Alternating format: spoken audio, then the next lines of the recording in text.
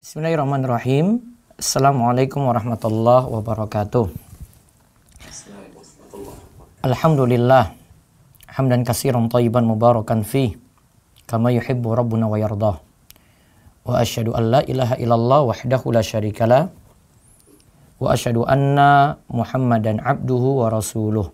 Allahumma salli ala nabiyyina Muhammad wa ala alihi wa man tabi'ahum bi ihsan ila yaumiddin. Allahumma inna nas'aluka ilman nafi'a wa rizqan thayyiba wa amalan mutaqabbala. Allahumma anfa'na bima 'allamtana wa 'allimna ma yanfa'una wa zidna ilma. Puji syukur kita panjatkan pada Allah Rabbul Alamin, memberi segala macam nikmat dan karunia pada kita semuanya, baik nikmat lahiriah yang kita rasakan dan nikmat batin. Dan nikmat yang lebih besar daripada itu semuanya, Allah masih memberikan kita keimanan dan penjagaan yang sifatnya umum maupun sifatnya khusus.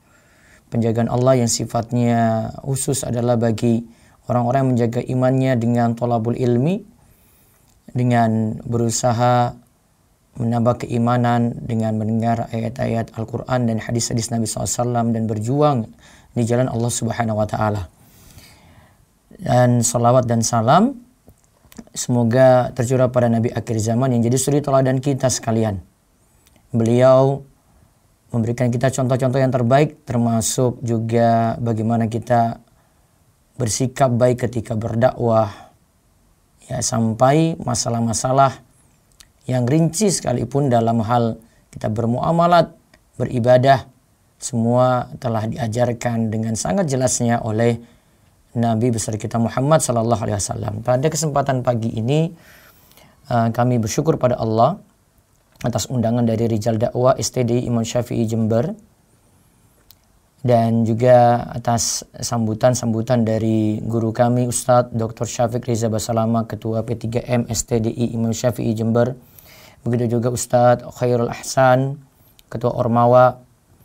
Begitu juga segenap panitia yang menyelenggarakan acara webinar pada kesempatan pagi hari ini, yang mungkin persiapannya lebih panjang, ya, persiapannya sangat-sangat matang, mungkin waktu untuk istirahat juga sangat-sangat kurang. Ya, semoga Allah Subhanahu wa Ta'ala membalas semua usaha, kerja keras, jerih payah dengan pahala yang melimpah dan mudah-mudahan jadi amal jariah yang luar biasa. Para mahasiswa dan rekan-rekan sekalian yang semoga senantiasa dirahmati oleh Allah, pada kesempatan pagi ini kami akan men-sharing, jadi lebih banyak nanti adalah men-share bagaimana kiat-kiat berdakwah di era industri 4.0. Tema yang kami bahas memang terlihat terkini, namun dari sisi hal-hal yang penting sebenarnya mahasiswa STDI dan yang mendengarkan pada kesempatan pagi ini sebenarnya sudah banyak dapat ilmu, ya, tentang bagaimana kiat-kiat berdakwah. Kami yakin mahasiswa STDI juga mendapatkan ilmu-ilmu istimewa juga dari Gurunda Ustadz Dr. Syafiq Riza Basalama maupun guru-guru yang lain yang ada di STDI Imam Syafi'i Jember, dan diberikan dasar-dasar seperti itu. Namun pada kesempatan kali ini kami hanya men-sharing, berusaha membagi apa yang kami ketahui, ya, dari pengalaman selama ini dari mengurus website dan beberapa media sosial di bawah, ya, kami sebut Ormaiso sebagai awal mula, ya, medsos-medsos yang kami bina itu ada. Baik, kaum muslimin sekalian, semoga Allah Subhanahu wa Ta'ala memudahkan acara kita pada kali ini, karena ini kajian webinar, ya. Nanti kalau ada kendala-kendala tolong bisa banyak dimaklumi, karena bisa jadi terkendala jaringan di kami ataupun terkendala jaringan di STDI Imam Syafi'i, ya, sehingga kita hanya bisa tawakal pada Allah, memohon pada Allah supaya acara ini berlangsung lancar sampai jam 10 nanti.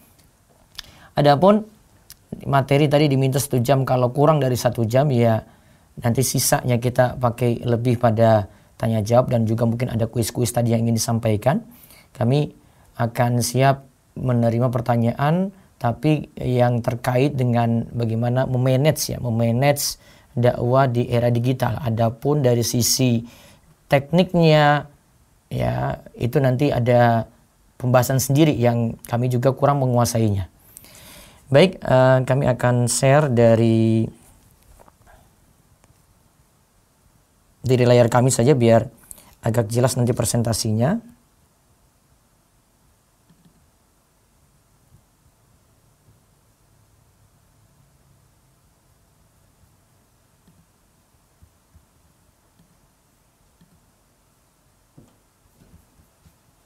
Ya. Dari STDI jelas nih layarnya ya.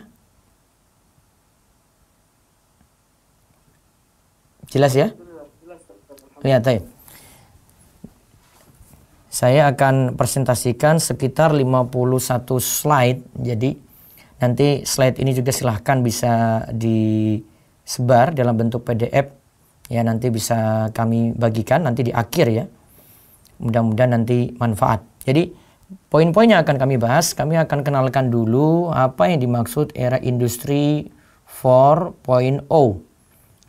Dan apa sih yang dimaksud ini? Memangnya ada 4.0, ada sebelumnya ada 1.0 misalnya dan seterusnya. Lalu apa kaitannya dengan era saat ini? Nah, ada kiat-kiat dakwah juga secara umum yang nanti kita pakai kiat-kiat ini untuk berdakwah di media sosial ataupun di website ataupun di era digital saat ini.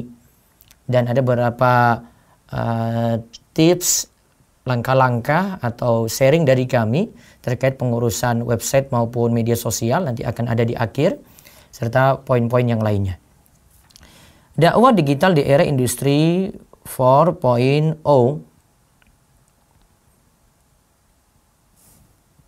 Kita lihat dulu teksnya. Ada era 1.0. Ini dari sekitar tahun 1800 sampai 1900 ya. Ini awalnya pertama kali dengan ditemukannya mesin uap. Jadi pembagian ini sebenarnya berdasarkan era-era ini itu berdasarkan kerja manusia itu dengan menggunakan alat bantu ataukah tidak. Nah, mulai dari tahun 1800-an sampai 1900 itu mulai ditemukannya mesin uap sehingga manusia ketika itu banyak terbantu dengan ditemukannya mesin ini. Era 2.0 ini dari tahun 1900 sampai 1960. Berarti ketika Indonesia itu merdeka, era ini masih di era 2.0. Ini periode awal teknologi listrik, yaitu penemuan arus AC dan DC. Ya, ini penemuan arus-arus sehingga listrik mulai menyebar ketika itu. Walaupun mungkin kalau di negeri kita ya tidak sampai merata ke seluruh tanah air. Terus ada era 3.0, ini dari tahun 1960 sampai 2010 saat ini. 2010, 10 tahun yang lalu ya. Periode awal penggunaan komputer dan robot dalam dunia industri.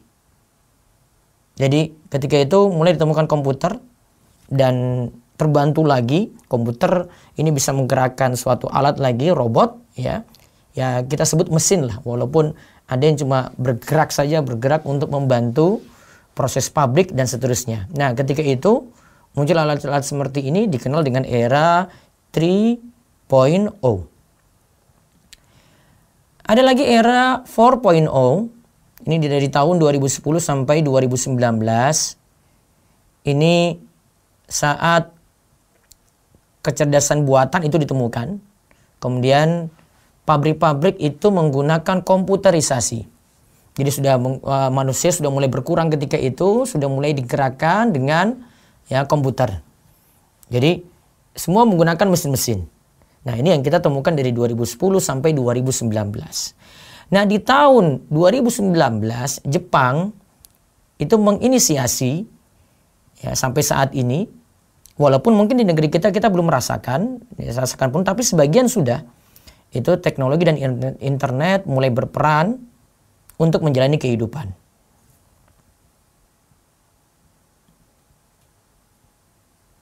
Ya, untuk menjalani kehidupan. Coba, sebentar. Ya, tes. Kopinya. Ya, tes. Era 5.0 itu di tahun 2019 sampai sekarang ya. Nah, itu mulai berperan teknologi dan internet untuk menjalani kehidupan. Jadi saat ini seperti ini saya sebutkan di slide selanjutnya, mulai di sini memaksimalkan media, tapi ini di 4.0, nanti society era 5.0 yang tadi saya sebutkan ini dikenal dengan era society, bukan era industri lagi, namun era society. Ini dari tahun 2019 sampai sekarang. Ya, nanti ada penjelasannya, saya jelaskan dalam slide tersendiri. Nah, adapun dakwah digital 4.0 ini kita kenal di situ dengan memaksimalkan media sosial untuk berdakwah secara profesional.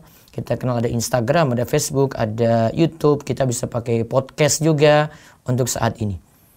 Nah, adapun tadi yang saya sebutkan tentang Society 5.0, di sini itu integrasi antara teknologi dengan manusia.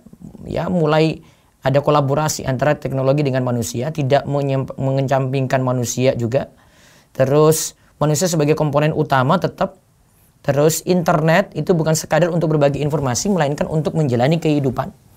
Jadi kita lihat mau ngirim apa-apa, sekarang bisa pakai internet saja, mau pesan makanan cukup lewat internet saja. Nah, ini kita temukan zaman ini. Kemudian teknologi itu membantu kebutuhan manusia. Yang pesan makan tadi kita terbantu dengan teknologi. Kemudian ini bersifat humanis, jadi masih memperhatikan manusia. Kita tidak terlalu mengandalkan banyak mesin juga. Mesin tetap bekerja juga, tetapi manusia ini lebih didominankan dengan bekerja sama dengan teknologi dan internet yang ada. Nah, era society, jadi kalau mau bahas era 4.0 sebenarnya masih kalah dengan era saat ini, yaitu kita sudah masuk era Society 5.0, yaitu era kolaborasi antara teknologi dengan manusia untuk menjawab berbagai kebutuhan di era modern. Maka saat ini kita temukan ada transaksi online, ada marketplace, ada dompet digital, ada pinjaman online, ada ojek online, dan lain sebagainya.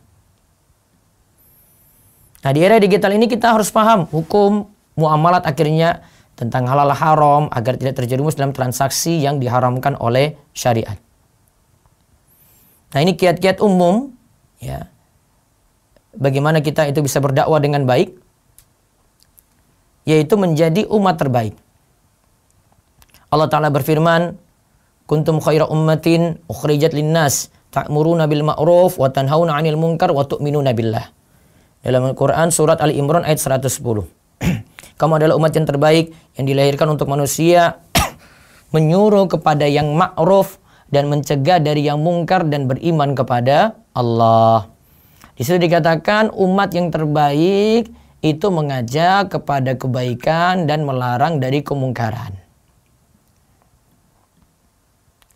Kemudian yang berikutnya lagi, pendakwah itu benar-benar istimewa karena Allah katakan dalam surat Fussilat ayat 33, "Wa man ahsanu qawlan mimman da'a ila Allah wa 'amila shalihan wa qala innani minal muslimin." Siapakah yang lebih baik perkataannya daripada orang yang menyuruh kepada Allah, mengerjakan amal yang saleh dan berkata sungguhnya aku termasuk orang-orang yang menyerahkan diri. Di sini sebutkan perkataan yang terbaik, yaitu untuk para pendakwah. Maka dalil ini menunjukkan keistimewaan seorang pendakwah, termasuk dia berdakwah juga dengan menggunakan media saat ini. Pendakwah juga akan mendapat pahala dari orang yang didakwahi. Kita tahu dalil yang menyebutkan Nabi SAW bersabda dari hadis Abu Mas'ud Uqbah bin Amir Al-Ansari, "Man dalla ala khairin falahu mislu ajri fa'ilihi." Barang siapa yang menunjuki kepada kebaikan, maka dia akan mendapatkan pahala seperti pahala orang yang mengerjakannya. Di dunia nyata kita dakwah satu orang, dua orang dapat hidayah dengan izin Allah, dia dapat hidayah, dia jadi baik, maka kita dapat pahala dari orang tadi. Sama juga dengan di dunia ya maya, lewat website, lewat media sosial, ya karena kita dakwah di situ, orang itu jadi sadar, orang itu jadi tambah lebih baik, ya perilakunya di rumah jadi lebih soleh, istri jadi lebih baik, anak-anak dengar kajian langsung dari ustadz-ustadz yang spesialis mengajarkan ilmu untuk anak-anak, akhirnya anak-anak juga berubah, ya maka karena sebab ini kita juga akan mendapatkan pahala di situ karena kita jadi sebab mereka itu mendapatkan hidayah.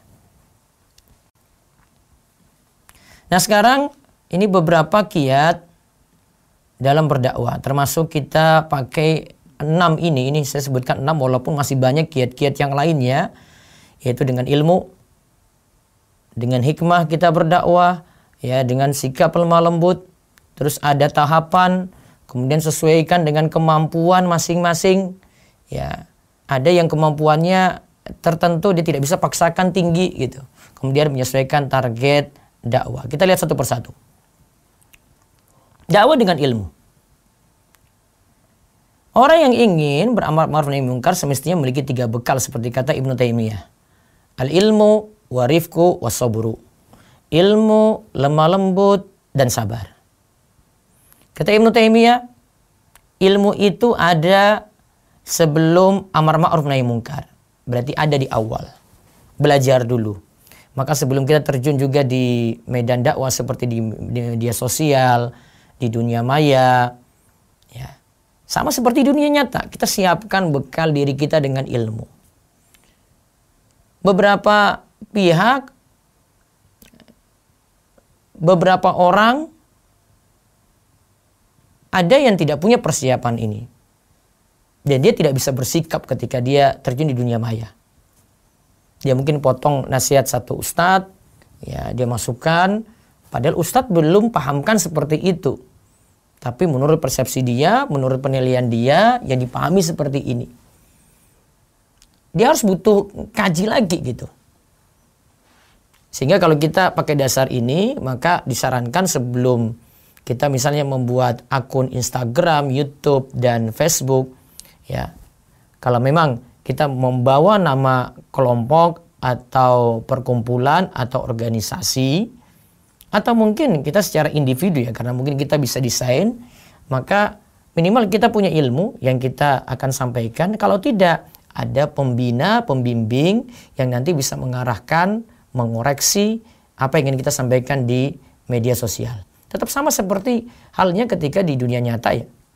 Kita tidak sembarangan sampaikan ilmu. Ya, satu blunder sebenarnya di media sosial, ada beberapa yang punya akun dakwah tetapi tidak bijak menyampaikan nasihat. Karena memang tidak punya pembimbing gitu. Dia cuma menyampaikan sendiri, dia cuma thalib. Ya, dia cuma ya semangat saja datang kajian. Dia bukan orang yang belajar secara tadarruj, secara bertahap, tidak. Tapi dia cuma dengan modal-modal semangat saja. Nah ini poin ini sangat-sangat penting sekali ya sebelum kita melangkah ke poin-poin yang lainnya lagi. Terus lemah lembut tetap harus ada. Termasuk kalau di dunia maya, di media sosial, di website juga seperti itu. Lemah lembut harus ada ketika ingin beramar ma'ruf nahi munkar di tengah-tengah berarti. Kemudian harus sabar.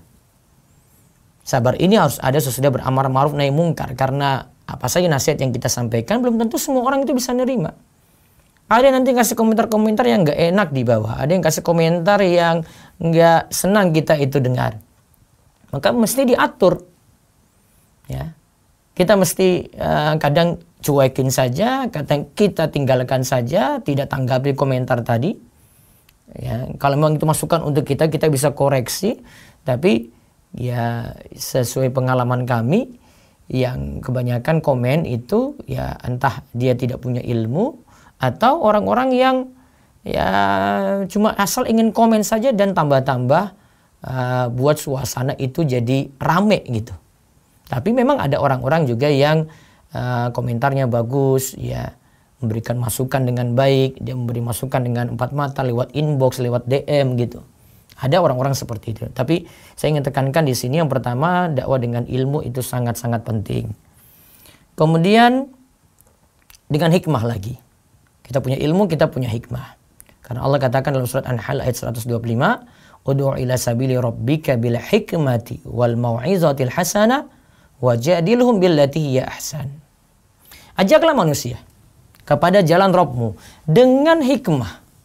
Ingat di sini katakan dengan hikmah dan pelajaran yang baik, dan bantalah mereka dengan cara yang baik. Apa yang dimaksud dengan hikmah? Hikmah, kalau dalam salah satu pengertian, ada beberapa pengertian hikmah disampaikan oleh Syekh Mustafa Al-Adawi dalam kitab tafsirnya ketika menjelaskan surat Luqman. Hikmah itu adalah, kata beliau dalam salah satu pendapat, ada ulama yang menyatakan menempatkan sesuatu pada tempatnya yang layak. Sikap hikmah itu berarti berbicara sesuai pada tempatnya. Saat waktu berbicara keras, maka berbicaralah keras. Maksudnya tegas. Saat waktu berbicara lemah lembut, maka berbicaralah lemah lembut. Maka hikmah ini juga kita pakai ketika berdakwah lewat website maupun lewat media sosial. Ya, kita tempatkan nasihat itu bagaimana. Ada yang perlu kita bahas, ada yang tidak perlu kita bahas. Ada yang lagi hot, lagi panas-panasnya, tidak mesti kita bantah di media sosial. Tidak mesti kita sampaikan vulgar begitu.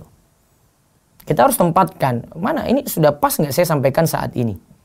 Jangan-jangan ini blunder bagi saya. Malah nanti dakwah berikutnya agak terhambat, sulit diterima gitu. Maka benar-benar pertimbangan hikmah ini juga jadi modal penting ketika ingin berdakwah. Bentuk hikmah bisa dengan bersikap lemah lembut, sabar, mudah memaafkan. Terus ada disebut tadi wal mau'izatil hasanah, yang dimaksud itu adalah dengan memotivasi dalam kebaikan dan mengingatkan dari kemungkaran. Dan ini juga bisa kita terapkan di dunia maya, di internet, di media sosial. Kemudian berjidal juga dengan cara yang baik, akhlak yang luhur, santun, dan penuh kelemah lembutan. Dan ini juga tetap masih bisa kalau di dunia maya. Tetapi tentu saja ketika di internet kita tidak sebebas ketika berbicara langsung ya. Karena kata-kata yang ditulis dengan kita bicara langsung itu konotasinya berbeda. Tanggapan orang itu berbeda. Ada yang nulis biasa, namun ada yang baca itu seolah-olah itu kasar gitu. Namun ada memang kalimat tulisannya halus, namun ya nggak enak didengar juga gitu, ada. Jadi tetap perlu dikendalikan juga, perlu kesantunan ketika berdakwah di dunia maya. Lalu mengingatkan dengan kalam qawi, dengan mendidik keras seperti memukul atau menerapkan hudud. Tentu ini saja, ini berlaku bagi orang yang punya kemampuan dengan kuasa atau dengan tangannya. Bagi kita yang belum terbiasa melatih hikmah, ya ini butuh dilatih. Coba kita lihat para sahabat saja ketika menanggapi Arab Badui yang kencing di masjid saja, mereka awalnya tidak bersikap hikmah karena langsung ingin keras kepada Arab Badui tadi, ingin menghardik Arab Badui yang kencing di masjid. Namun Nabi SAW berusaha untuk sabarkan mereka, dan Nabi itu sabar, dan nanti ketika kencing itu sudah selesai, kemudian Nabi SAW suruh untuk bersihkan, hilangkan kencing tadi. Ya sebagaimana kata Muawiyah, la hakima illa bitajribah. Tidak bisa menjadi ahli hikmah kecuali orang yang terus melatih diri. Maka hikmah itu butuh dilatih. Sini kami berikan beberapa contoh, ada 6 contoh kami sebutkan di sini. Contoh 1, memilih waktu terbaik dalam beri nasihat. Ya, kapan kita beri nasihat, kita lihat waktunya. Kadang kita mesti timbang-timbang ya. Karena di medsos itu tentu saja tanggapan orang nanti macam-macam. Kalau kita sesuaikan dengan yang lagi hot saat ini, kita dituduh nanti bisa jadi mendukung sesuatu yang salah atau meninggalkan nasihat kepada suatu kebaikan gitu. Kalau memang ada pertimbangan, ini rawan bagi kita, maka bisa ditunda dulu. Lihat waktu yang terbaik itu kapan. Ya, lihat waktu terbaik itu kapan. Terus contoh lagi hikmah, melakukan perkara yang tidak membawa mudarat ketika dilakukan, seperti mengambil sholat dengan mengeraskan basmalah. Mungkin di beberapa kalangan ya, ini mengharuskan basmalah itu tetap ada. Bahkan kalau kita tahu di dalam mazhab Syafi'i ini dijadikan suatu kewajiban, basmalah juga jahar gitu. Nah, ini bentuk hikmahnya, kita jaharkan basmalah tadi. Dan itu sebenarnya tidak membuat kita terjerumus dalam dosa. Enggak, kita cuma takliful qulub, ingin menarik orang lain saja supaya tertarik pada kita. Karena ada orang sampai nilai bacaan sholat, tidak baca basmalah saja dijadikan patokan dia mau menerima dakwah ataukah tidak. Dia mau menerima nasihat, ini lagi hari Jumat ya, khutbah Jumat ataukah tidak. Terus yang ketiga lagi, contoh hikmah lagi adalah menarik hati orang dengan harta dan kekuasaan. Bisa bentuknya memberi hadiah. Ya, ini bentuknya mungkin lebih sering kita lihat di dunia offline ya. Ya, dunia nyata ya. Tapi kita bisa juga melembutkan hati orang itu dengan memberikan hadiah di media sosial bisa juga. Nah, ini bentuk hikmah juga. Kemudian ada lagi yang keempat, tidak berpakaian eksklusif, tampil beda. Nah, ini mungkin kalau kita dakwah di masyarakat, terutama masyarakat mungkin yang tidak kenal pakaian-pakaian tertentu menganggap kita itu berpenampilan aneh. Maka kita bisa sesuaikan dengan keadaan di masyarakat masing-masing. Misalnya dengan memakai peci nasional, peci hitam seperti ini, atau memakai batik ya saat mengisi, atau nanti dia sesuaikan dengan waktu lagi, dia datangi nikahan ya, maka dia memakai baju batik sesuai dengan keadaan yang ada, biar tidak dikatakan eksklusif di situ. Bentuk hikmah lagi adalah menunda menjawab suatu pertanyaan yang riskan di masyarakat, atau mengajukan suatu materi yang nanti dianggap riskan seperti yang kami sebutkan. Ini bentuk hikmah juga. Dan ada lagi bentuknya pandai bersosialisasi dan menarik hati, takliful qulub yang tadi kami sebutkan. Nah, tips yang lainnya lagi adalah tidak tergesa-gesa dan berusaha lemah lembut. Ya, ini juga bisa jadikan kiat ketika dakwah di media sosial. Nabi SAW katakan dalam hadis Aisyah, "Inna rifqa la yakunu fi syai'in illa zana wa la yunza'u min syai'in illa syana." Sesungguhnya jika lemah lembut itu ada dalam sesuatu, maka akan terus terasa indah. Namun jika kelembutan itu hilang dicabut, maka pastinya hanya akan mendatangkan kejelekan saja. Maka perlu bersabar. Ya, sikap lemah lembut itu ada. Tetap kita praktekkan ini juga ketika dakwah di media sosial, di dunia maya. Juga butuh bertahap. Ada mungkin ilmu-ilmu yang terasa ya masih bisa ditunda. Karena kalau orang nanggapi di media sosial ini sangat beda ketika di dunia nyata ya. Mungkin kita bisa terapkan, secara vulgar kita tampilkan membantah bid'ah-bid'ah tertentu kalau di media sosial agak-agak riskan gitu. Nah, mungkin kita buat dengan gaya bahasa lain bisa.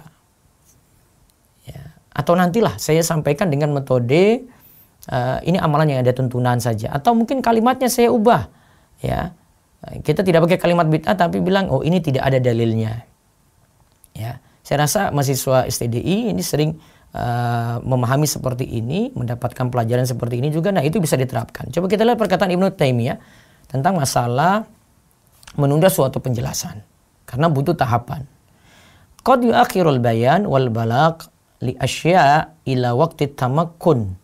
Kama akhar Allah subhanahu inzala ayatin wa bayana ahkamin ila waqti tamakkuni Rasulullah SAW tasliman ila bayaniha. Dalam Majmu' al-Fatawa di juz ke-20 halaman 59 disebutkan oleh Ibnu Taimiyah, suatu penjelasan dan dakwah pada suatu masalah bisa saja diakhirkan. Bisa saja diakhirkan hingga waktu yang memungkinkan. Sebagaimana Allah Subhanahu wa taala juga mengakhirkan turunnya ayat. Kan ada ayat nggak diturunkan sekaligus loh pada Nabi SAW. Ya. Gantung nanti masalah atau problem yang beliau hadapi atau sebab-sebab yang lainnya gitu.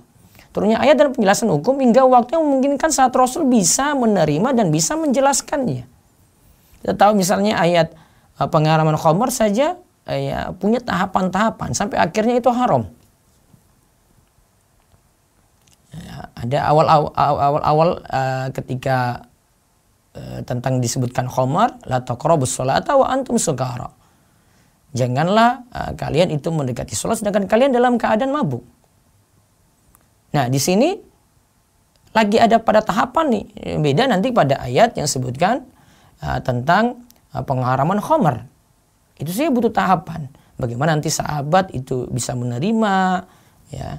Karena mungkin awal-awal itu sulit untuk hati itu tertarik untuk menikmati, maka dibuat tahapan seperti itu oleh Allah Subhanahu wa taala.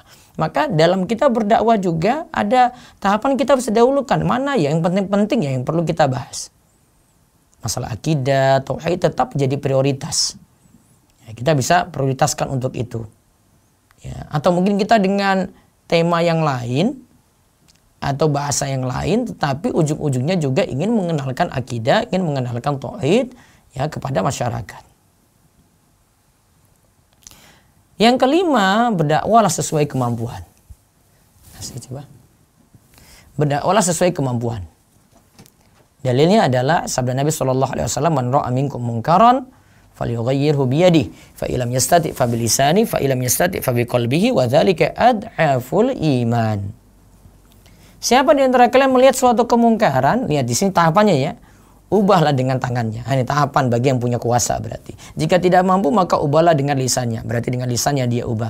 Dan jika tidak mampu maka ingkarilah dengan hatinya. Wa dzalika ad'aful iman. Itulah selemah-lemahnya iman. Di sini lihat tahapan nih. Sekaligus ditunjukkan kemampuan. Kemampuan orang kan berbeda-beda. Seorang ayah di rumah ya terhadap anaknya dia akan perlakukan berbeda dengan seorang ayah ini dengan anak tetangga. Dia dengan anaknya sendiri dia punya kuasa, dia ingatkan nih, oh anaknya kok buka YouTube terus dengar-dengar musik. Gitu. Ya, dia bilang, ini ngapain kamu lihat dengar-dengar itu? Nah, dia bisa ingatkan. Kalau dengan anak tetangga, ya dia gak bisa marahi seperti anaknya tadi. Kemampuannya berbeda. Maka dakwah juga lihat dari kemampuan masing-masing. Kita tidak bisa bentak-bentak orang, marah-marah orang di media sosial. Ya, dia tidak nerima, nggak bisa kita marah-marahin dia. Dasar kamu ya, nggak mau nerima dakwah ini ya, nggak seperti itu. Ya, ada yang bisa nerima, ada yang tidak. Itu kemampuan kita apa? Kemampuan kita cuma sampaikan saya sudah sampaikan. Ya, kita mau buat bantahan, nah nanti timbang-timbang lagi nih manfaat nggak saya buat buat bantahan ini untuk orang yang misalnya bantah tulisan saya. Oh lihat dulu gitu. Manfaatnya apa? Kalau memang kerancuannya itu besar sekali ya dan banyak yang sudah termakan dengan kerancuan yang dia itu sebar, nah, bisa tuh buat bantahan. Ya, bisa. Ada orang-orang yang bahkan beberapa ustadz ya spesialis dalam masalah ini gitu. Kan tapi tetap dengan pertimbangan. Jadi lihat kemampuan masing-masing. Kita itu di tingkatan apa?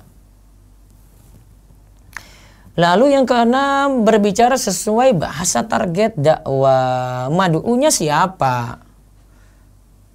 Ya. Nanti saya akan kenalkan dengan anak-anak milenial itu bagaimana ya. Karakter mereka itu bagaimana. Kita lihat nanti, sesuaikan.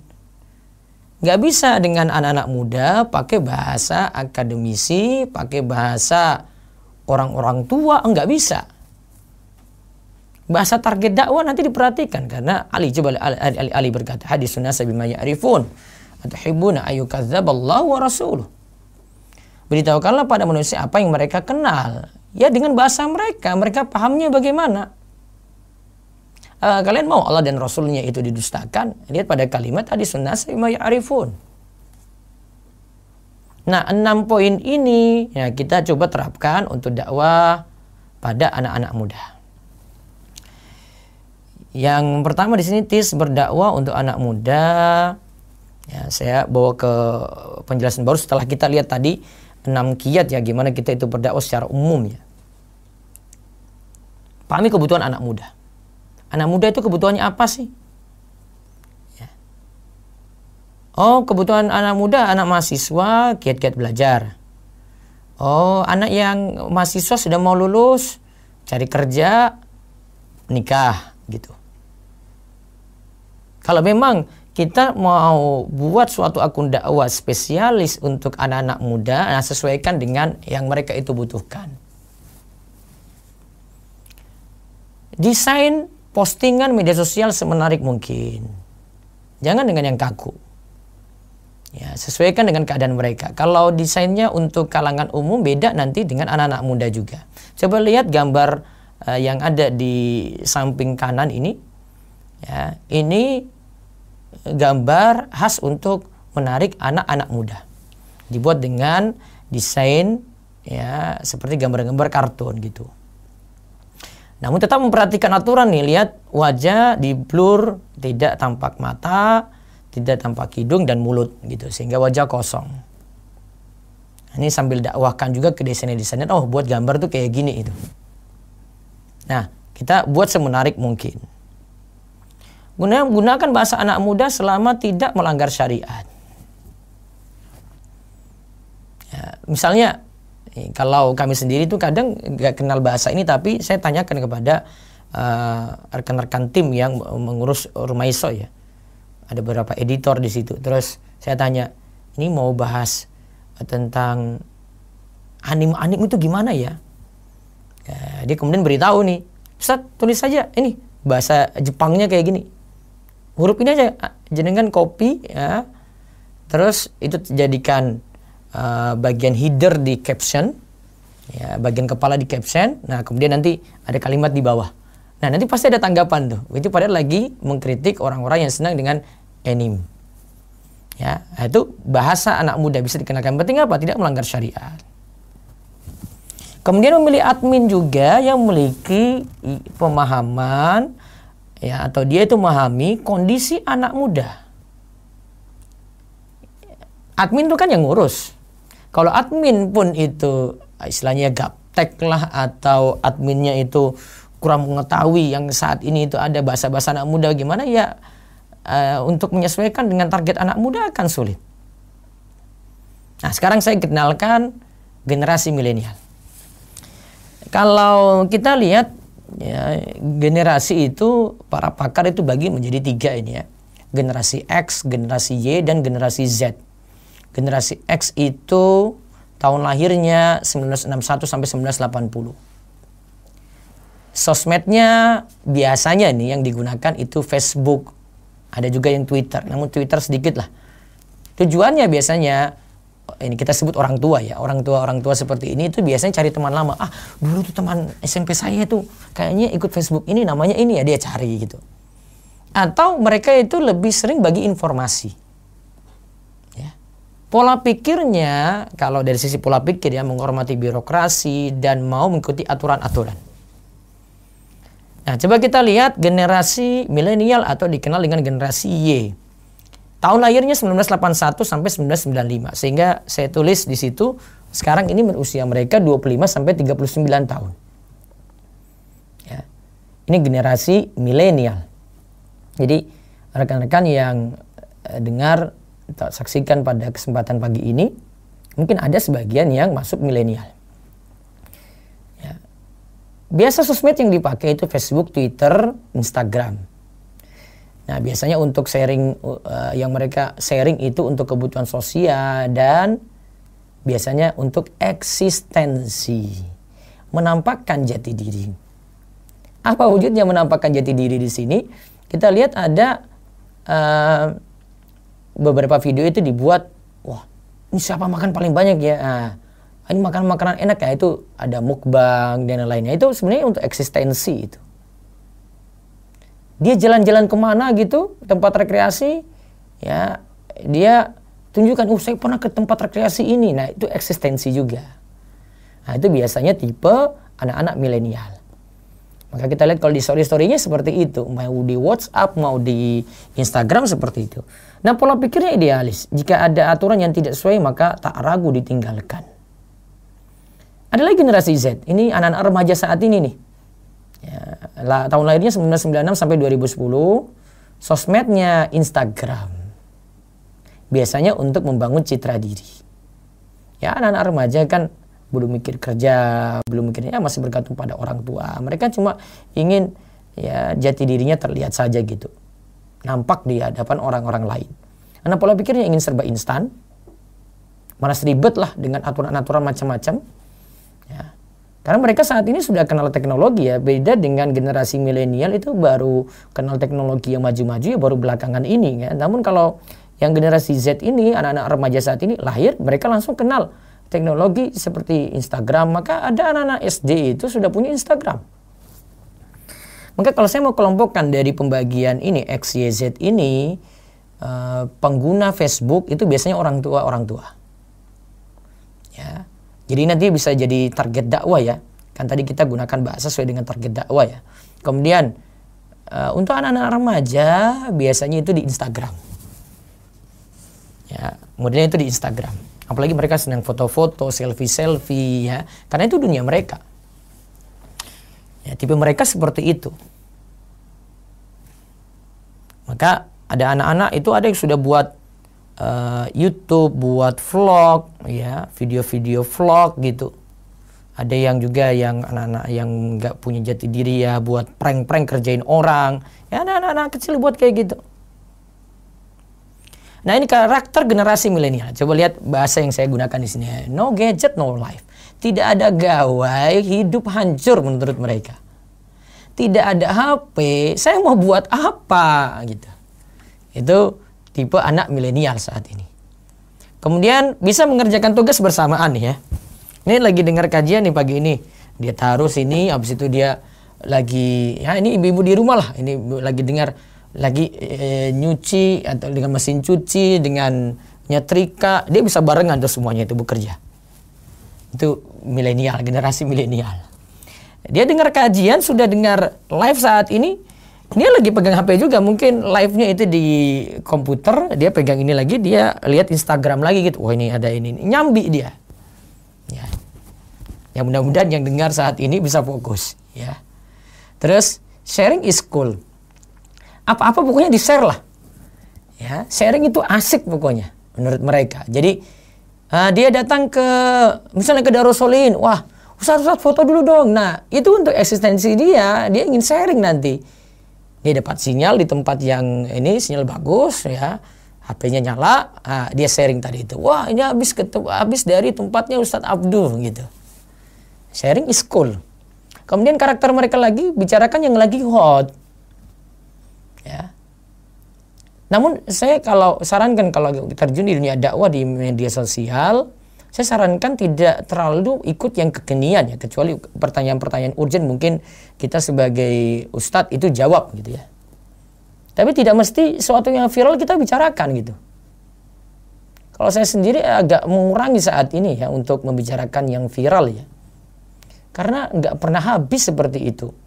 Dan kita punya target dakwah untuk nyusun dakwah, kita mau misalnya, saya mau bahas muamalat nih sekarang nih, nanti nggak akan selesai. Saya lagi membahas masalah tauhid nih, saya ingin rambukan bahasan ini dalam suatu tulisan nih, nggak akan selesai. Karena kita ikut yang hot-hot terus. Ya, kecuali mungkin ada kejadian rancu, butuh dibahas, butuh dibedah. Namun ya memang tipe generasi milenial seperti itu. Terus mereka itu tergantung grup. Karakter mereka dibangun dari grupnya. Jadi kalau di grupnya itu dia misalnya kumpul dengan anak-anak desain, nah maka dia akan terbentuk karakter itu. Dia kumpul di grup yang anak-anak itu rajin kuliah, kejar IP tinggi, maka dia akan terpengaruh dengan grup itu. Dia itu dengan kumpul di grup WA, anak-anak senang jalan-jalan, maka karakternya seperti itu. Ya. Dia kumpul di grup yang, dia masuk di grup yang goes. Nah, maka akan senang dengan itu. Itu karakter milenial. Nah, terus karena tadi sering is cool, maka dikit-dikit posting. Nah, karena tadi semuanya serba eksistensi, maka di sini kami ingatkan, ingat, media sosial itu untuk eksistensi, pamer. Sehingga kalau kita memperdakwah, penting sekali jaga keikhlasan. Jangan kita perhatikan yang lain itu, ini termasuk diri saya pribadi ya. Yang lain kalau kajian, wah yang nonton itu 1.000, 2.000 gitu. Kok kita buat live kok yang nonton cuma 10, 20. Wah, jangan perhatikan itu. Ya. Ya. Kita niatkan ikhlas, sudah dakwah saja. Mau nonton banyak, mau nonton sedikit, jalan saja, bismillah. Jangan itu membuat kita surut. Kan itu namanya saja kita cari viewer, ya, cari like gitu. Sehingga di sini kita tidak, kalau pakai prinsip ini kita tidak mesti mengikuti sesuatu yang lagi hot, juga enggak. Ya kebutuhan orang lah, saya ingin sampaikan apa ya. Orang belum paham wudhu, ya coba saya bahas ini ya. Oh, orang ini sholatnya ini keliru ya, saya bahas ini ya gitu. Oh, yang lagi viral nih dia lagi tunjukkan sholat yang keliru nih ya, dibahas tentang sholatnya tadi. Gitu. Mau ada yang suka, mau ada yang komen banyak, nggak pedulikan gitu. Dia nggak dilihat dari banyaknya viewernya, banyaknya like-nya, banyaknya komennya, itu juga enggak. Maka penting sekali kita yang berdakwah di media sosial, di media dakwah, dunia maya itu memperhatikan masalah niat. Nah ini beberapa situs yang dikelola Rumaiso, ini situs pentingnya ya. Yang pertama itu dari Rumaiso, rumaiso.com. Kemudian setelah itu kami ingin konsen membahas remaja, ada remajaislam.com. Kemudian ada ruqayyah.com. Kemudian ini website yang sebelah kanan lagi, darussolihin.com untuk mendukung pesantren. Program-program Darus Sholihin. Ini 4 yang utama, walaupun ada beberapa situs yang lainnya lagi ya. Ini 3 web, ini tulisan kami pribadi. Ya, tulisan kami pribadi. Walaupun di Remaja Islam itu ada tulisan yang lain gitu, tapi sedikit sekali, cuma berapa persen. Yang rumaiso.com ini website yang pertama. Dulu kami nulis rutin tiap hari gitu ya. Sekarang karena tujuan mau merapikan tulisan-tulisan yang ada, maka tulisan-tulisan yang ada biasanya kami bukukan. Maka lebih konsen ke tulisan di buku daripada di website. Ketika buku sudah ditulis, ada artikel yang satu bahasan selesai, nah dimuat di website. Kemudian lanjut lagi nulis buku. Begitu. Kalau yang remaja Islam ini kadang ada tema seperti apa? Saya lagi ngisi tausiah nikah misalnya, saya ketik itu, nah kemudian dimuat di website ini, remajaislam.com. Atau ada masalah-masalah terkini, pernah saya bahas kajian remaja, saya nulis beberapa bahasan saja, saya nggak setiap kali kajian remaja saya nulis, nggak. Ada beberapa bahasan, kemudian saya muat dalam tulisan tadi di website remajaislam.com. Kalau ruqayyah.com ini parenting dari sisi kita mendidik orang tuanya ya. Karena kan nggak mungkin anak-anaknya yang kecil yang 3 tahun 4 tahun kan baca tulisan kayak gini, nggak minat kan. Tapi kan untuk orang tuanya. Ini sebenarnya tujuannya saya akan memuat beberapa tulisan yang jadi program di TPA Darus Sholihin. Dimuat di situ, walaupun beberapa materi saya kembangkan lagi gitu. Dan ada beberapa yang saya tulis sendiri dalam rangka untuk mendidik orang tua. Nah ini berawal dari rumaiso.com, saat ini sudah ada tulisan 4.728 artikel, walaupun mungkin ada beberapa artikel yang terlihat sama karena cuma judul dan beberapa poin yang dibedakan gitu. Awalnya dulu menulis di Muslim or It, kemudian di Buletin At-Tauhid dari tahun 2005. Cara menulis adalah dari banyak belajar dari Ustadz Aris Munandar. Guru kami, Ustadz Aris Munandar, ini yang mengajarkan. Maka awalnya dakwah di medsos itu dari tulisan ini ya, di website ya. Saya bukan dari Facebook, bukan dari website dulu. Facebook dulu belum kenal, namun adanya website dulu baru kemudian beralih ke medsos. Nah ini pengunjung rumaiso.com saat ini. Saat ini karena tulisan saya tidak terlalu update. Ya, pengunjung tetap ya masih dalam kisaran 80.000 sampai 100.000 setiap harinya. Kalau di momen-momen tinggi 120.000. Sebenarnya traffic ini turun karena nanti rekan-rekan nanti bisa lihat coba cari suatu kata saja, misalnya ucapan selamat Natal atau apa ya, Hari Ibu gitu ya. Hari Ibu itu diperingati tidak gitu. Atau mau tanya misalnya, saya sering cari itu kalau di Google, ayat ini itu di surat apa, ayat berapa. Itu tidak akan berkunjung ke website-website seperti rumaiso.com, Muslim or It, tidak. Atau di website yang memuat ayat-ayat itu tidak. Sekarang beralih itu ke media-media besar seperti detik.com ya. Ada bahkan Tokopedia juga beralih ke situ. Jadi detik.com dan Tokopedia itu sudah tahu pangsa pasar bahwasanya orang yang cari di media sosial juga itu ada terkait dengan ilmu-ilmu keislaman. Maka mereka merambah ke ilmu itu lagi. Sehingga dari sisi traffic untuk kejar di Google itu kita kalah. Kan mereka punya nama besar gitu. Maka kalau cari sekarang artikel dengan judul tertentu agak sulit Rumaiso.com, Muslim or It ataupun konsultasi syariah.com itu untuk menempati ranking atas. Saya yakin website-website baru juga sifatnya seperti itu ya. Ya, tetap kita berjuang, tetap kita perbaiki manage tulisan kita, tetapi kita harus sadari bahwasanya memang traffic itu akan turun ya, karena media-media besar itu sudah menguasai ilmu-ilmu keislaman juga. Jadi mereka buat artikel-artikel seperti kita tulis di Muslim or It ataupun Rumaiso.com. Sampai tadi ya untuk masalah terjemahan Al-Quran saja mereka sudah punya sendiri. Terus ini tentang Instagram, ada 826.000 follower. Kemudian ini keadaan trafficnya ya, kalau lihat ini accounts reach, artinya ada satu waktu postingan di Instagram itu banyak dikunjungi. Terus ini kontennya, ada dari sisi like, ada reply. Kalau Rumaiso.com di Instagram memang banyak komen ya, karena memang karakternya itu mendekati anak-anak muda. Walaupun kalangan umum juga dapat. Ada juga Instagram follower breakdown di sini. Kita bisa lihat ada overall di sini yang follow 16.000, tapi yang unfollow 11.000. Ini di Rumaiso.com juga ya. Akhirnya overallnya 4.962, dikurangi antara 16.000 dan 11.000. Ini Facebook di fanspage Rumaiso. Facebook lebih ada dulu daripada Instagramnya ya. Terus ini keadaan Facebooknya, grafik-grafiknya. Ini YouTube saat ini sudah sampai 171.000 subscriber. Di YouTube ini tidak hanya video kajian, kita punya video-video animasi juga yang dikembangkan oleh tim khusus.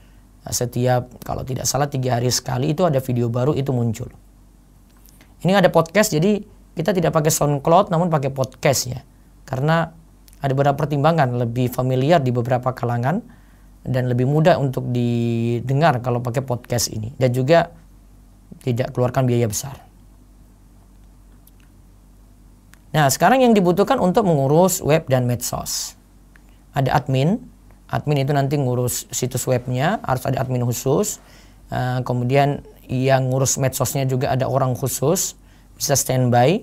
Tidak boleh, kalau saran kami baiknya satu orang nggak ngurus macam-macam gitu, karena nanti dia tidak fokus. Misalnya, kalau di Rumaiso itu satu akun Instagram itu punya admin sendiri.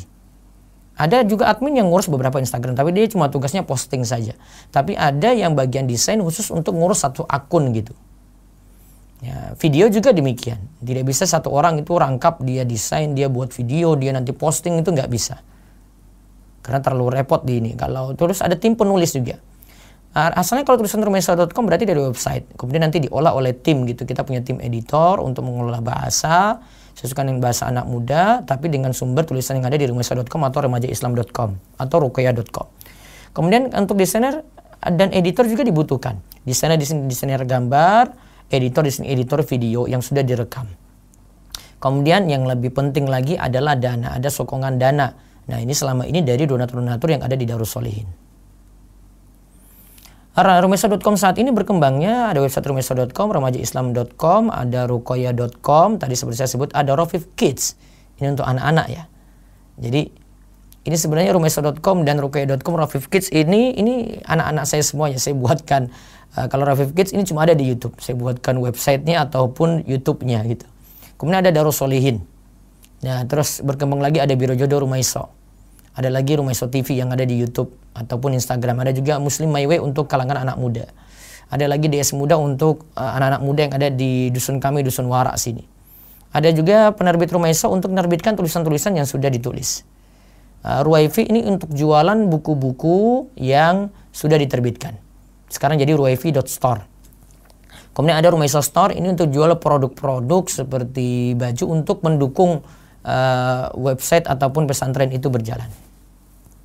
Kedepannya, karena pendidikannya tadi mulai dari anak-anak sampai dewasa itu ada, sampai lansia juga ada, dan ini juga praktek di Darus Solihin secara offline-nya seperti itu, sebenarnya dari anak-anak sampai usia sepuh, usia lansia itu ada. Maka Rumah Iso kedepannya itu punya keinginan untuk membuat Rumah Iso Academy, walaupun belum terwujud secara utuh ya, karena beberapa segmen itu yang digarap, tapi semua segmen sudah. Nah, saya sebut ini dengan long life education.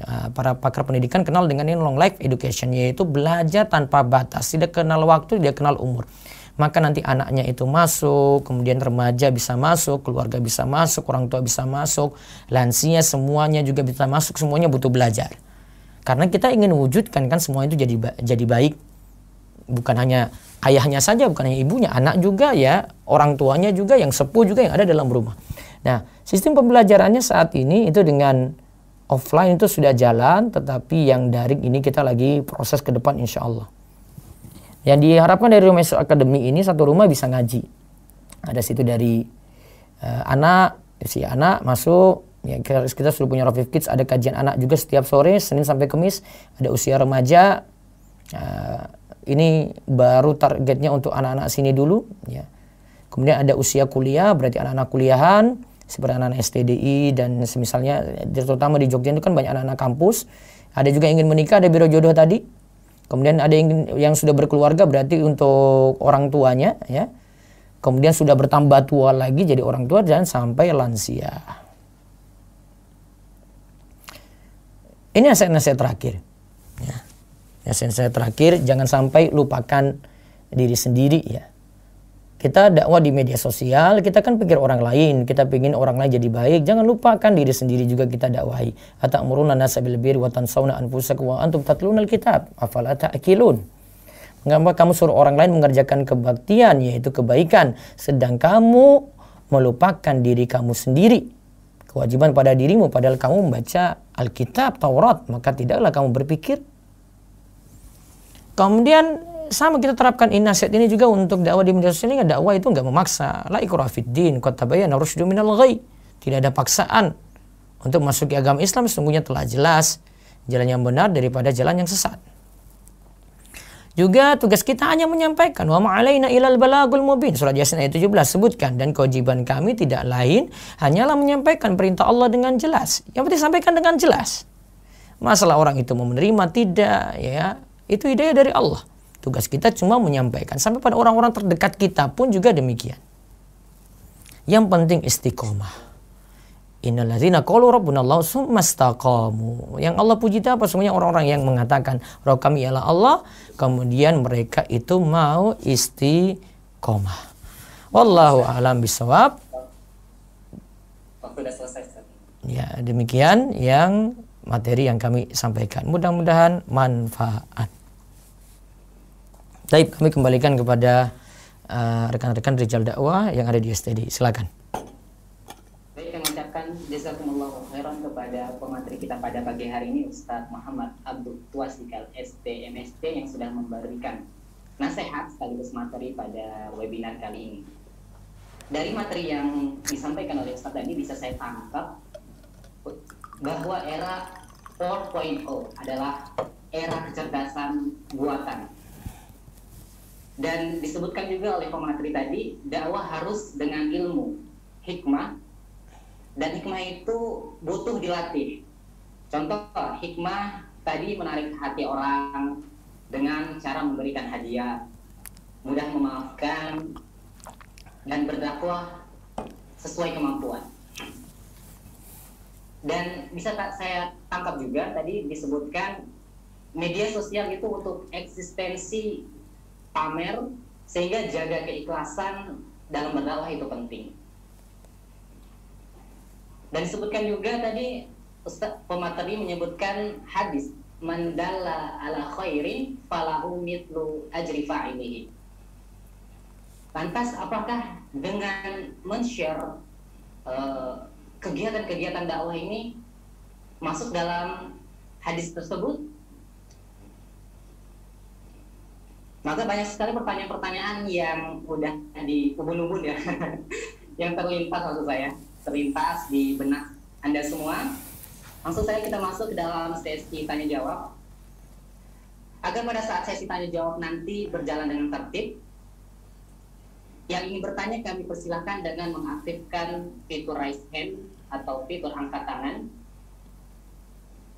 Dan untuk akhwat, kami persilahkan dengan mengirim pertanyaan di admin akhwat yang bergabung di meeting Zoom. Ya, kami persilahkan kepada peserta yang ingin bertanya dengan mengaktifkan fitur raise hand terlebih dahulu. Kami persilahkan.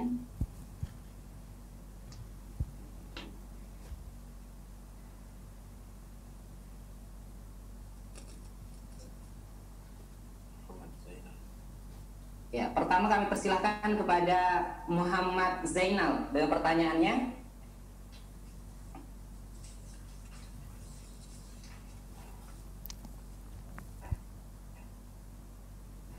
Dan pertanyaan harus berhubungan dengan materi dan ditanyakan secara singkat, tepat, karena waktu yang terbatas. Kami persilahkan kepada Muhammad Zainal. Bismillah. Terima kasih atas izin dari bertanya. Assalamualaikum warahmatullahi wabarakatuh. Ustaz, izin bertanya. Waalaikumsalam. Dengan siapa, di mana?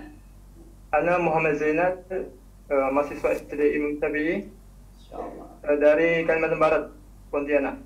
Nah, pertanyaannya, untuk mulai dakwah di dunia maya ini, apakah sebaiknya Ana harus mempunyai website pribadi begitu, sehingga Ana harus membuat tulisan. Baik.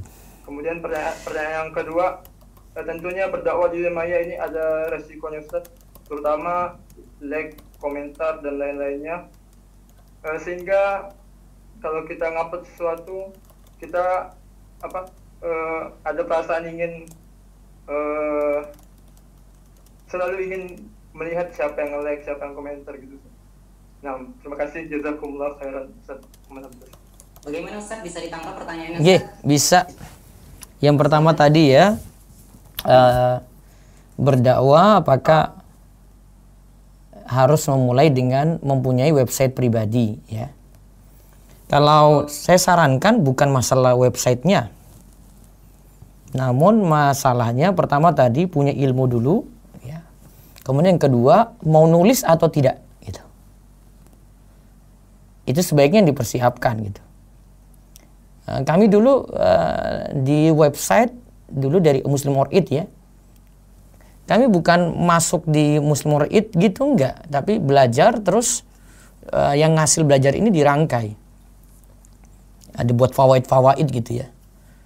Ini fawaid dari kajian Ustadz siapa. Nah, dirangkai dengan lebih ilmiah, sertakan dalil-dalil, kemudian muat tuh di website Muslim or It atau di Buletin At-Tauhid tadi yang kami sebutkan. Jadi saran saya bukan punya websitenya, karena kalau punya website ada website gratisan, ada website bayar ya. Ada website gratisan, ada website bayar. Tapi saran saya buat tulisan, kalau pingin gratis saja dan ingin yang lainnya itu ambil manfaat, muat di media sosial saja. Media sosial kan gratis, cuma modal paketan internet saja. Tidak mesti memiliki website, karena website ini pengurusannya lebih repot ya. Tetapi tulisan di website itu lebih langgeng karena masuk di search Google, kemudian kita pun bisa mencarinya mudah. Kalau kita posting tulisan di Facebook, kita mau cari tulisan-tulisan kita yang lama itu di scroll ke bawah dulu, ya, lihat ke bawah dulu baru kita tahu tulisan kita. Agak sulit. Ya, saran saya kalau memang belum banyak tulisan, muat dulu di media sosial.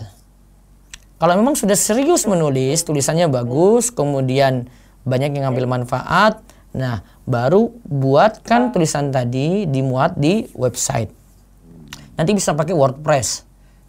Itu lebih mudah ya daripada Blogspot. Saya nggak tahu sekarang ini WordPress.com itu cara buatnya bagaimana ya. Sekarang saya sudah tinggalkan website yang gratis tadi. Nah, itu tidak mikir host, tidak mikir untuk beli domain, tidak mikir beli hosting gitu. Cuma tahu mempost atau memuat tulisan di website saja. Nah, itu kalau mau ngurus sendiri. Kalau dari dulu saya ngurus sendiri ya. Tulisan Saya tulis terus saya muat sendiri, kecuali kalau penanganan website lebih berat, ada error, ada masalah di hosting, nah itu bisa dilaporkan pada admin. Namun saran saya belajar seperti dulu, gratisan dulu, muat tulisan di medsos dulu, baru kemudian kalau sudah banyak tulisannya bisa membuat website sendiri, biar nggak rugi-rugi buat websitenya.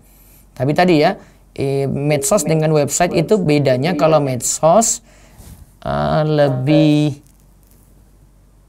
banyak yang baca, tetapi tulisan nggak terlalu langgeng gitu ya, akan terpendam di bawah.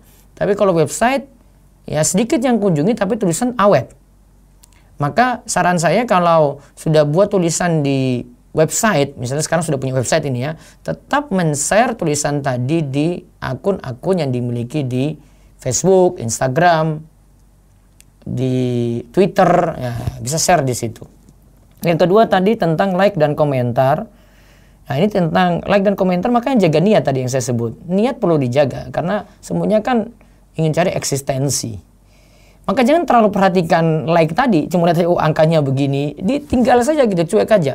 Besok kalau like-nya nggak seperti yang kemarin, jangan dipedulikan, lanjut aja terus gitu. Jangan sampai membuat orang itu surut dalam berdakwah, tidak semangat dalam berdakwah di media sosial, karena like yang kemarin tidak sebanyak yang hari ini gitu. Jangan seperti itu. Nah, itu cara meluruskan niatnya. Wallahu a'lam. Silakan berikutnya lagi. Terima kasih kepada narasumber dan penanya. Selanjutnya ini ada pertanyaan datang dari Akhwat, Ustaz. Kita bacakan, Ustaz. Ya. Assalamualaikum warahmatullahi wabarakatuh. Waalaikumsalam warahmatullahi wabarakatuh. Ustaz, saya mau nanya, Ustaz. Bagaimanakah pendapat Ustaz terhadap akhwat yang berdakwah secara berbagi nasihat atau motivasi melalui aplikasi TikTok dengan pembawaan yang menarik remaja serta backsound, nasib dan sejenisnya?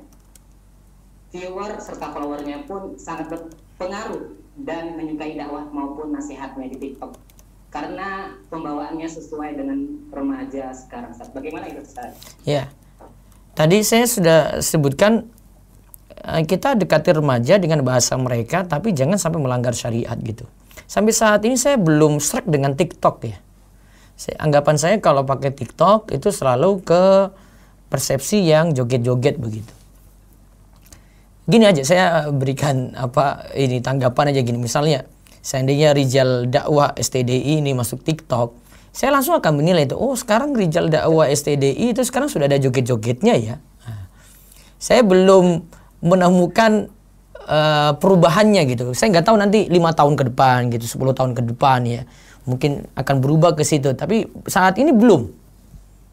Ya saat ini belum. Lebih banyak mudorotnya. Kalau menurut saya saat ini lebih banyak mudorotnya daripada manfaatnya. Daripada manfaatnya ya. Beda dengan Instagram ya. Kalau Instagram kita masih bisa kendalikan.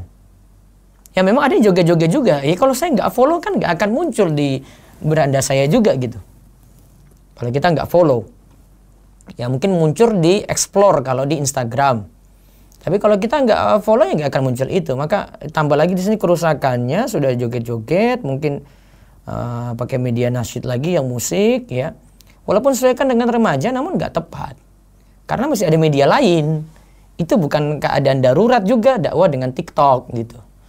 Ya kecuali ya tadi ya saya beri catatan mungkin 5 tahun 10 tahun ke depan. Ya, kalau ada perubahan gitu. Mungkin yang joget-joget sudah dihapus dari TikTok misalnya. Oh, dilarang nih joget-joget lagi sekarang. Ini nggak mutu misalnya. Namun kan sekarang belum. Itu kan jadi konten utama di TikTok. Ya. Jadi sampai saat ini pun saya belum install TikTok dan lihat belum tahu itu. Di dalamnya juga saya belum tahu. Tapi kalau jenengan tanya Instagram, Facebook, YouTube, ya Twitter, saya paham itu. Tapi kalau tanya TikTok saya belum tahu karena belum motivasi, karena anggapan saya seperti tadi. Ya, anggapan saya seperti tadi. Oh, joget pokoknya. Jadi bisa ditimbang-timbang tadi. Apalagi akhwat ya. Akhwat saya sih nganggap kok terlalu rendah banget kalau dia masuk di TikTok gitu ya. Jagalah muruahnya, jagalah ifahnya. Ya, tapi itu dijaga untuk para akhwat. Bahkan kalau akhwat tanya lagi, butuhkah dia bagaimana cara dia berdakwah di media sosial kalau gitu? Saran saya sih cuma dengan tulisan-tulisan saja dulu. Ya, itu lebih aman gitu, lebih aman dari fitnah juga ya. Pakai akun umum, jangan akun pribadi, pakai akun umum, kemudian dakwah dengan ya, akun umum tadi. Kalau akun pribadi nanti banyak yang DM. Ya, banyak yang incar nanti. Oh, ini akhwat ini kayaknya masih belum nikah nih ya. Jadi kalau dia pakai akun umum, siapa mau DM? Ini akun umum kok. Apalagi itu milik bersama gitu. Saran saya milik beberapa orang, kemudian gunakan itu untuk berbagi ilmu dengan yang lainnya. Kalau berupa audio ataupun video, saran saya jangan dulu. Karena kalau di media sosial, Instagram, YouTube, Facebook, kalau dengan suara saja, saya takut banyak mengundang fitnah dan mudorotnya tetap masih lebih banyak gitu ya. Wallahu a'lam. Jazakumullahu khairan Ustaz atas tanggapannya. Selanjutnya kami masih memberikan kesempatan bagi peserta ikhwan yang ingin bertanya. Tapi selain mahasiswa SDI ya, yang ingin bertanya kami persilakan. Karena tadi mahasiswa SDI sudah bertanya tadi ya, Muhammad Zainal. Sekarang dari luar mahasiswa SDI ya, selain mahasiswa SDI, kami persilakan. Ya, kami persilakan pada Abdurrahman Ramadan. Kami persilakan. Pertanyaannya harus singkat, jelas dan padat ya. Dan sesuai dengan tema kita pada webinar kali ini. Abdurrahman Ramadan. Apa Anda mahasiswa ya? Ya, selain mahasiswa kan ini? Anda mahasiswa? Nggak apa-apa, dia aja dulu, kasihan itu. Ya, kami silakan. Assalamualaikum. Fadlikum ya Ustaz. Ya Allah ibarik fiik. Seperti yang Antum jelaskan tadi bahwa tugas kita sebagai pendakwah adalah menyampaikan dakwah itu tadi. Ya. Dan dalam dakwah digital, indikator dakwah kita tersampaikan kepada orang lain seperti yang Antum jelaskan tadi itu tergambarkan atau tercatat dalam traffic sosial media kita. Ya. Artinya semakin banyak traffic atau pengunjung sosial media kita, maka dakwah kita tersampaikan ke halayak yang lebih luas. Ya. Kita tidak bicara apakah dakwah kita diterima atau tidak. Ya. Dalam mendatangkan traffic, biasanya kita dapat menggunakan iklan atau di sini seperti Instagram Ads atau Facebook Ads, terus dengan copywriting, penulisan caption yang baik. Nah, pertanyaan Anda, apakah ilmu-ilmu terkait Ads dan copywriting ini urgent untuk kita pelajari sebagai pendakwah ya? Baik. Kalau saya pandang, yang pertama dulu, tadi traffic itu tujuannya kita ini ya pelajari. Jadi bukan hanya mempelajari jumlah ya. Traffic itu kita mempelajari segmen. Jadi segmen misalnya yang masuk ke Instagram Rumah Iso itu segmennya lebih banyak ikhwan atau akhwat. Terus umurnya kisaran umur berapa. Terus postingannya itu lebih bagus dibaca di jam berapa. Biasanya kalau kita pelajari itu lebih sore lebih bagus. Jadi ketika ingin posting misalnya di Instagram ya jam 6 sore. Ya, 6 sore itu trafficnya bagus. Orang itu langsung baca gitu. Jadi biasanya tujuannya kayak gitu. Adapun yang tadi ads, copywriting ya. Kalau iklan ini saya belum tahu apa yang dimaksudnya. Apakah iklan ini untuk seperti di YouTube ditambahkan iklan di situ? Ya, kalau saran saya sih kalau tidak diminta nggak usah pakai gitu. Tapi kalau mempelajari copywriting seperti di Instagram ada mempelajari tagnya, nanti yang dimasukkan tag apa saja, ya, kaitannya dengan materi, kaitannya dengan akun kita, kaitannya dengan isu-isu terkini. Bisa saja seperti itu. Memang tujuannya untuk kalau di Instagram soalnya dia tidak pakai sistem Google ya, maka dia cuma bisa pakai sistem itu. Maka dibuat tag-tag menarik sehingga yang lain bisa nyasar ke tulisan kita atau video kita yang ada di Instagram. Kalau YouTube itu pakai ada sendiri caranya untuk naikkan tadi. Tapi sebenarnya tujuannya bukan hanya untuk dapat ya. Jadi kita husnuzonnya gini. Mereka dapat follower atau subscriber tujuannya supaya dakwah itu makin tersebar. Makin tersebar luas. Sehingga kalau ditanya perlu nggak dipelajari? Kalau tujuannya untuk itu makin tersebar luas, niatan yang bagus. Saran saya pelajari gitu. Ya, pelajari seperti itu kayak di YouTube. Ini gimana ya biar bisa menarik orang dengar video nasihat ini. Ya, ini nasihat bagus nih. Sayang kalau tidak ada yang dengar. Nah, itu bisa dipelajari. Sama juga tulisan di website seperti itu. Ya kalau tuh jadi tergantung kepada niatannya. Ya, wallahu alam. Kembali ke masalah hati tadi. Demikian. Terima kasih Ustaz. Selanjutnya ada pertanyaan datang dari akhwat Ustaz ya. Kita bacakan Ustaz. Bismillah, Assalamualaikum warahmatullahi wabarakatuh Ustaz. Waalaikumsalam warahmatullahi wabarakatuh. Semoga Allah memberikan kesehatan dan keberkahan untuk Ustaz Abdul dan keluarga, kepada tim Rumah Isto serta tim panitia acara hari ini dan seluruh kaum muslimin. Izin bertanya Ustaz, bagaimana ya Ustaz adab-adab menjadi admin yang mengelola akun dari organisasi media dakwah? Batasan bagi kami para admin pemegang akun organisasi dakwah sunnah. Jazakumullahu khairan. Ya baik. Ya kum. Ya ini saya nggak tahu yang dimaksud adab. Adab ini untuk admin akhwat atau gimana? Kalau admin ikhwan maupun akhwat ya tetap kalau dia dengan lawan jenis seperlunya saja ya interaksinya ya. Ini sepertinya dari admin akhwat. Nah, kalau admin akhwat berarti dia mudah-mudahan cuma urus interaksi dengan akhwat saja. Ya. Dan baiknya tidak diketahui yang ngurus itu akhwat gitu.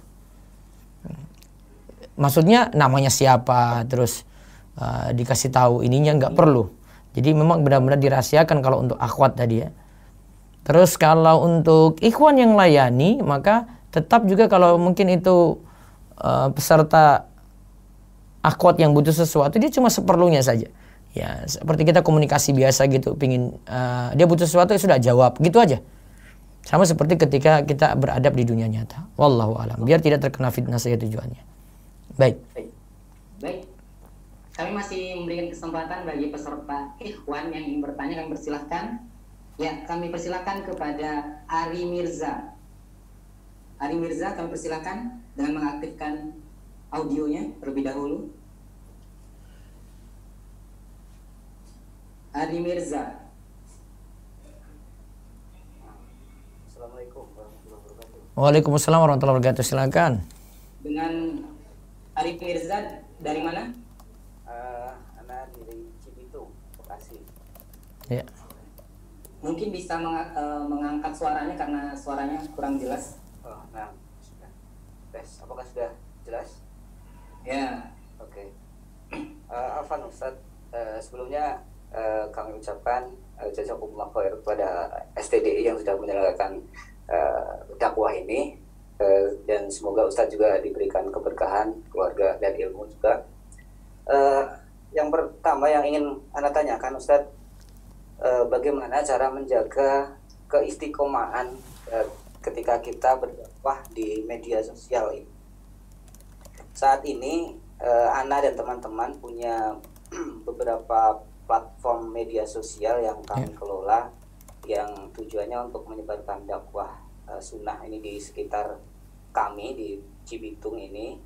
Nah, kendala yang kami alami itu adalah kami masih belum bisa konsisten dan istiqomah karena beberapa mungkin karena kesibukan dan yang lainnya, sehingga 1-2 orang sudah meninggalkan untuk berdakwah ini. Nah, kami minta tips dari Ustadz supaya kami dan Ana dan teman-teman ini bisa tetap istiqomah berdakwah di media sosial ini. Kemudian satu lagi Ustadz, ini masih berkaitan dengan istiqomah ini tadi.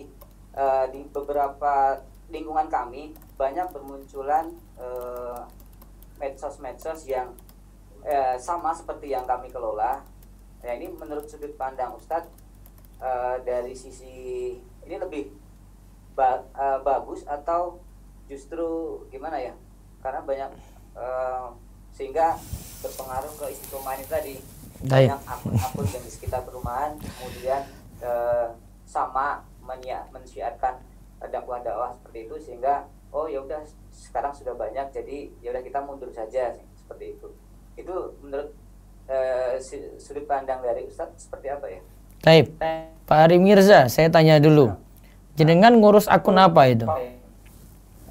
Kami ada YouTube, kemudian ada Instagram. Apa isi akunnya? Postingan apa? Untuk YouTube kami merelay kajian-kajian melalui Zoom saat ini ya. Zoom dari beberapa ustadz di sekitar kami merelay. Kemudian untuk yang di Instagram kami posting-posting agenda-agenda kajian yang kami selenggarakan, dan juga beberapa artikel mengenai artikel mengenai dakwah sunnah ini juga seperti itu, Ustaz. Baik. Yang ngurus siapa itu? Punya admin sendiri atau tidak? Ya, sebelumnya ada beberapa teman yang bergabung, ada sendiri-sendiri. Untuk Instagram ada sendiri, untuk Telegram ada sendiri, untuk YouTube ada sendiri. Cuman karena ya sekarang di sekitar kami banyak bermunculan hal-hal yang seperti itu, jadi mungkin ya itu dari mempengaruhi ke istiqomahan kami. Ada yang udah capek atau seperti apa kita nggak tahu. Sebentar, itu yang ngurus adminnya itu dibayar atau seikhlasnya? Tidak Ustaz, kita tidak ada bayaran. Nah, kajian pun juga kalau pingin langgeng, pingin serius, memang butuh orang yang khusus jadi admin. Ya, pengorbanannya ya terpaksa dengan biaya gitu, bukan terpaksa sih, ya memang harus. Kalau tidak, orang ya tadi saya yakin mungkin ini pekerja-pekerja, ya mungkin saat dia sibuk nggak bisa. Suruh syuting, terus masih ngurus anak, masih ngurus istri, masih ngurus apa-apa, ya nggak bisa dia tinggalin. Kalau emang mau serius, ya yang desain ini si A nanti ini, sudah nanti kita kumpul uang, nanti bayar dia deh, yang penting dakwah ini jalan gitu. Gitu kalau mau serius. Kalau enggak ya seadanya tadi, itu namanya seadanya, Pak. Itu seadanya. Nah, adapun tadi yang jenengan sebutkan kedua, realita memang seperti itu. Jadi syukuri saja, dakwah makin berkembang. Jadi itu bukan mereka saingi. Kalau mereka tidak nonton lewat akun kita, ya sudah lewat yang lain saja gitu.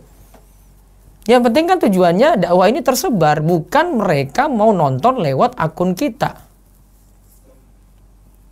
Itu kan tujuannya sebenarnya kan. Maka nggak usah merasa tersaingi. Ini misalnya ini sekolah sunnah, ini ada sekolah sunnah. Kok di sana buat lagi sih? Ini kan cuma satu kecamatan saja. Ya karena kalau satu sekolah saja yang buat, anak-anak makin banyak. Kenapa nggak kasih sekolah lain untuk dibuat juga? Kan makin tersebar. Tanda banyak berarti banyak juga yang tetap masuk. Ya berarti kebutuhan banyak. Harusnya merasa seperti itu. Alhamdulillah bersyukur. Yang lainnya itu masih nampung anak-anak juga untuk sekolah. Berarti makin tersebar dakwah ini. Gitu Pak Ari Mirza. Saran saya yang pertama, kalau pengen serius ya admin dibuat serius, dibayar juga.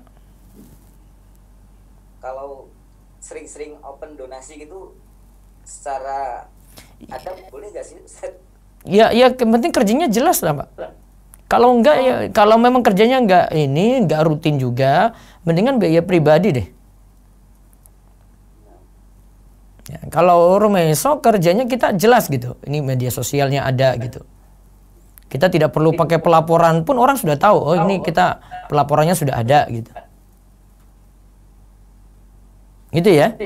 Nah, Ustaz. Allah yabarik fiik. Waalaikumsalam.